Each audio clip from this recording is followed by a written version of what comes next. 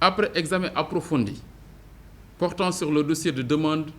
d'autorisation d'opérateurs d'infrastructure introduite par Helios Towers Sénégal, la commission de sélection mise en place au niveau de l'ARTP a jugé conforme la demande et a donné un avis favorable. À cet effet, en ma qualité de ministre de l'économie numérique et des télécommunications, conformément à l'article 58 de la loi, j'ai accordé l'autorisation pour être opérateur d'infrastructure à la société Helios Towers Sénégal. Ainsi, c'est avec beaucoup de plaisir que je procède aujourd'hui à la signature du cahier de charges du premier opérateur d'infrastructure au Sénégal qui est approuvé par l'arrêté d'autorisation à la société Helios Towers Sénégal SAE. C'est un plaisir particulier qu'on a aujourd'hui d'être présent à cette cérémonie de signature de ce cahier de charges, qui est donc un cahier de charges pour une autorisation consistant à exercer une activité d'opérateur d'infrastructure télécom. Donc c'est comme l'a si bien rappelé tout à l'heure le représentant du directeur général de l'ARTP, c'est une nouvelle activité qui est prévue donc au titre du Code des télécommunications en sa version 2018 et qui vient booster le secteur en ce sens que un acteur comme Helios Towers, de par sa capacité d'investissement dans le secteur, ses bonnes pratiques et son excellence opérationnelle tirée d'une pratique longue d'une dizaine d'années à travers d'autres pays de la sous-région, viendrait aujourd'hui soulager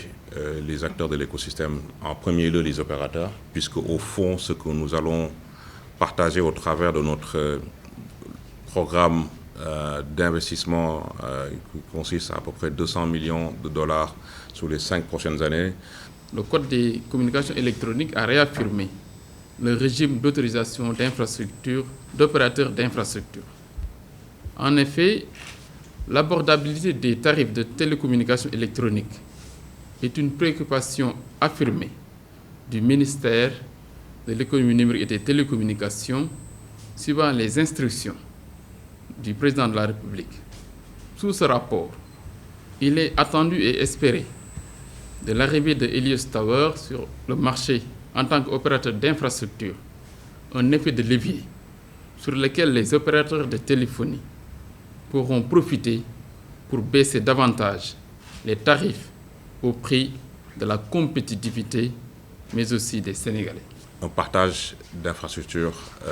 télécom, en quoi faisant? En permettant aux opérateurs de téléphonie